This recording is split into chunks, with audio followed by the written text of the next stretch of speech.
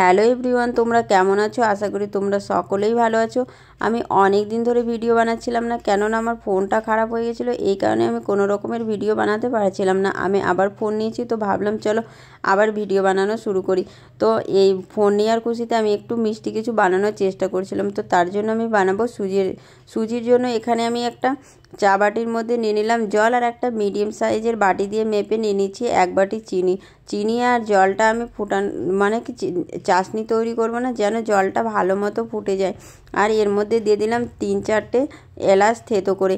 এবার একটা প্লেটের মধ্যে নিয়ে নেবো কাজু আর বাদাম আর কাজুগুলোকে আমি ছোট ছোট করে কেটে নেব।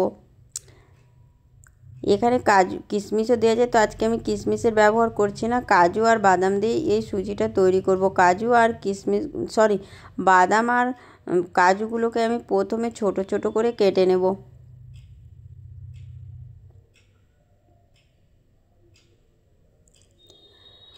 বাদাম আর কাজুগুলো ছোট ছোট করে এখানে কাটা হয়ে গেছে। আর এদিকে কথা বলতে বলতে দেখতে পাচ্ছি জলটাতে কি সুন্দর বল চলে এসেছে, জলটা ভালো মতো ফুটে গেছে। এবার আমি জলটা নামিয়ে সাইডে রেখে দেবো। জলটাকে চাশনি তৈরি করতে হবে না, জলটা যেন ভালো মতো ফুটে যায় এইভাবেই নামিয়ে নিতে লাগবে। এইভাবে যদি সুজি বানানো যায়, সুজিটা খেতে খুবই সুন্দর টেস্ট হয়। আর আমি নবরাত্রির সময় এই ধরনেরই সুজি তৈরি করি। বাস এতটুকু শুধু ডিফারেন্স হয় যে ঘিয়ের পরিমাণটা একটু ওতে বেশি দেয়, আর এখানে একটু আমি কমই ব্যবহার করেছি। এবার একটা ফ্রাই প্যানের মধ্যে প্রথমে এখানে 2 থেকে 3 চামচের মতো দিয়ে দিলাম দেশি ঘি। আর এখানে আমার ছেলে বদমাশি করছিল, প্রথমে তো কাজুগুলো নিয়ে বদমাশি করছিল, তারপরে সুজিগুলো নিয়ে বদমাশি করছিল, আর বলছিল মাম্মি দাও ফোনটা আমাকে, আমি তোমার ভিডিও শ্যুট করে দিচ্ছি।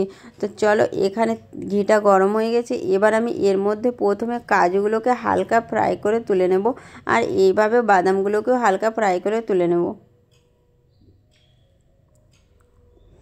এখানে আমি পাতলা সুজিটা নিয়েছি, আরেকটা মোটা ধরনের সুজি হয়, ওটা দিয়েও তোমরা বানাতে পারো, কিন্তু এই পাতলাওয়ালা সুজিটা দিয়ে সুজি করলে সুজিটা খেতে খুবই সুন্দর টেস্ট হয়। তো আমি এই সুজিটা দিয়ে বেশিরভাগ সময়ে বানানোর চেষ্টা করি।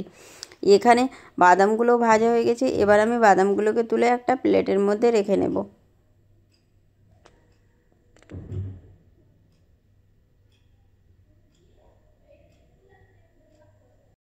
এখানে কিছুটা পরিমাণে ঘি ছিল, এর মধ্যে আরও দিয়ে দেবো 1 থেকে 2 চামচের মতো ঘি। আর যেই বাটি দিয়ে মেপে আমি চিনি নিয়েছিলাম, ওই বাটি দিয়ে মেপে নিয়ে নেবো 1 বাটি সুজি। এখানে আমি চিনি আর সুজির পরিমাণটা একই রেখেছি, কেননা আমি মিষ্টিটা খেতে বেশি পছন্দ করি, তাই আমি সুজি আর চিনি পরিমাণটা একই রেখেছি। যদি তোমরা মিষ্টি খেতে কম পছন্দ করো, তাহলে চিনির পরিমাণটা একটু কম করে দেবে। এবার আমি সুজিটা এর মধ্যে দিয়ে গ্যাসের ফ্লেমটা মিডিয়াম করে ভালো করে সুজিটা প্রথমে ভেজে নেব।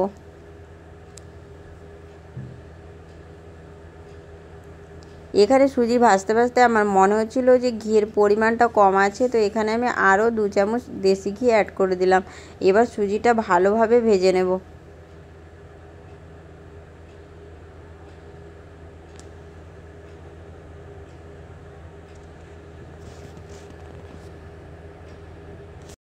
এখানে সুজি ভাজা হয়ে গেছে, আর কালারটা দেখে বুঝতে পারছো কী সুন্দর চলে এসেছে। এবার এখানে আমি একটু হালকা করে জায়গা করে দিলাম, আর এর মধ্যে দিয়ে দেবো 1 চামচ দেশি ঘি, আর এর মধ্যে দিয়ে দেবো 1 থেকে 1.5 চামচের মতো বেসনটা দিয়ে সুজিটা ভালো করে ভেজে নেবো, যতক্ষণে সুজির থেকে একটা সুন্দর সেন্ট না আসে, মানে বেসনটা ভালোভাবে ভাজা না হয়ে যায়। আর এইভাবে বেসন দিয়ে যদি এই সুজির হালুয়াটা তৈরি করা যায়, তো খেতে খুবই সুন্দর টেস্টি হয়, আর এর কালারটা আসে খুবই সুন্দর আসে, আর একদম সুজিটা দানা দানা লাগে খেতে।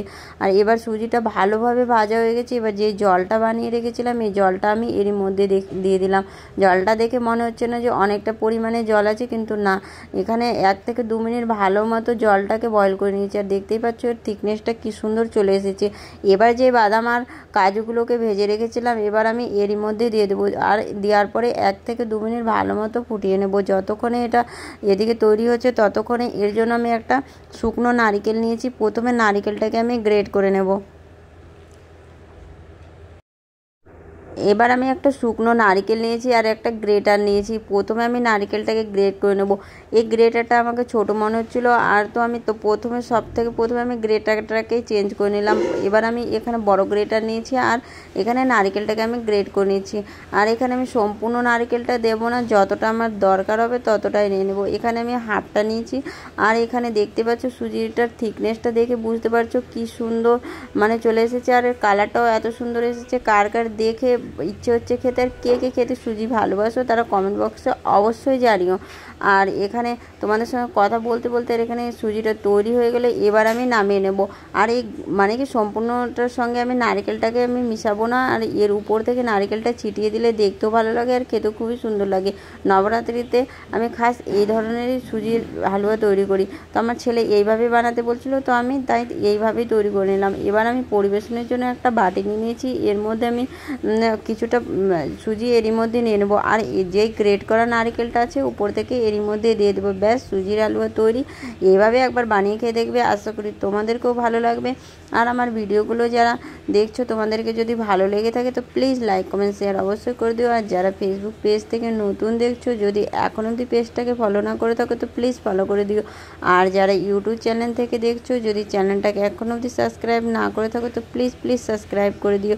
দেখা হবে আবার দ্বিতীয় ভিডিওতে। Bye, take care, have a nice day.